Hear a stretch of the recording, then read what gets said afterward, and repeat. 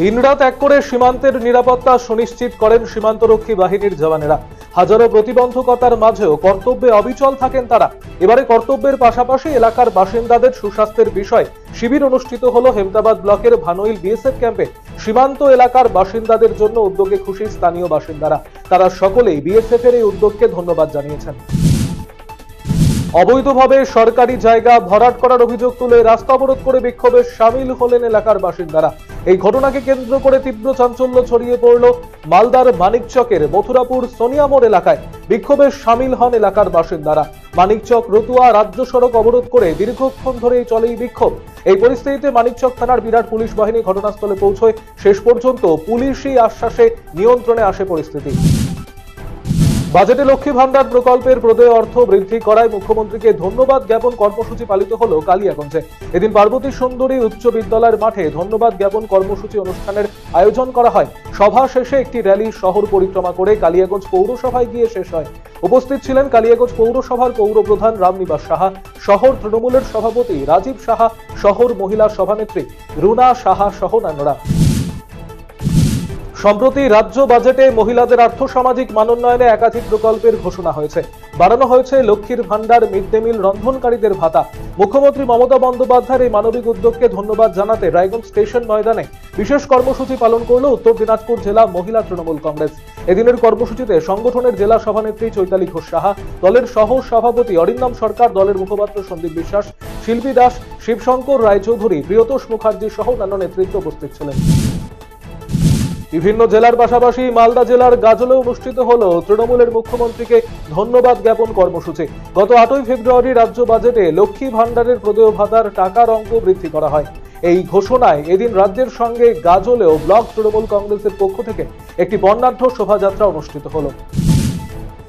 মুখ্যমন্ত্রী মমতা বন্দ্যোপাধ্যায়কে ধন্যবাদ জানিয়ে গোটা রাজ্যের পাশাপাশি দক্ষিণ দিনাজপুর জেলার গঙ্গারামপুরে পথসভার আয়োজন করল তৃণমূল কংগ্রেস।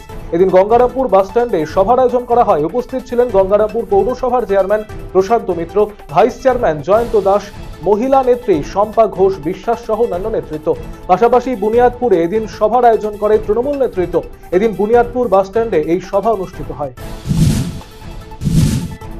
বাজেটে লক্ষ্মীর ভান্ডারের ভাতা বৃদ্ধি করায় তৃণমূল কংগ্রেসের পক্ষ থেকে ধন্যবাদ জ্ঞাপন কর্মসূচি পালন করা হলো হেমতাবাদের বাসস্ট্যান্ড এলাকায়।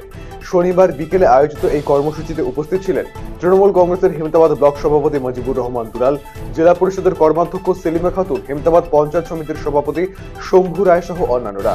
এদিন তৃণমূলের উদ্যোগে আয়োজিত এই কর্মসূচিতে মহিলাদের ভিড় লক্ষ্য করা যায়। সমাজসেবী পরিমল শিকদারের বিশেষ উদ্যোগ উত্তর দিনাজপুর জেলার চাকুলিয়া বিধানসভার অন্তর্গত রামকৃষ্ণপুর গ্রামে এক বর্ণাঢ্য কৃষক সভার আয়োজন করা হয় শনিবার। সেখানে উপস্থিত ছিলেন স্থানীয় পঞ্চায়েত সদস্য গোপাল বিশ্বাস সহ অন্যান্য কর্মীরা।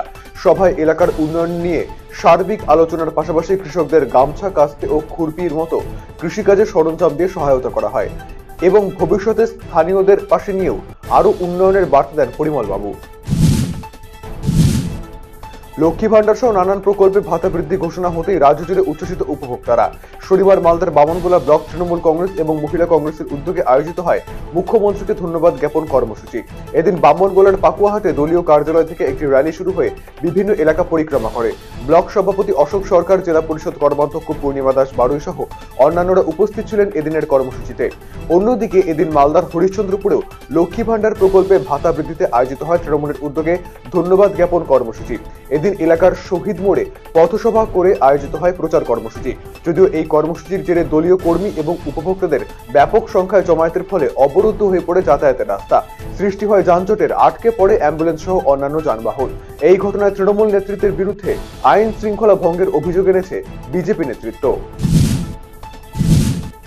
লক্ষ্মী ভান্ডার প্রকল্পে টাকা বৃদ্ধির ঘোষণায় মুখ্যমন্ত্রী মমতা বন্দ্যোপাধ্যায়কে ধন্যবাদ জানিয়ে মাথাভাঙা 12 নম্বর ওয়ার্ডে শনিবার মহিলা তৃণমূল কংগ্রেসের পক্ষ থেকে একটি আলোচনা সভা অনুষ্ঠিত হলো।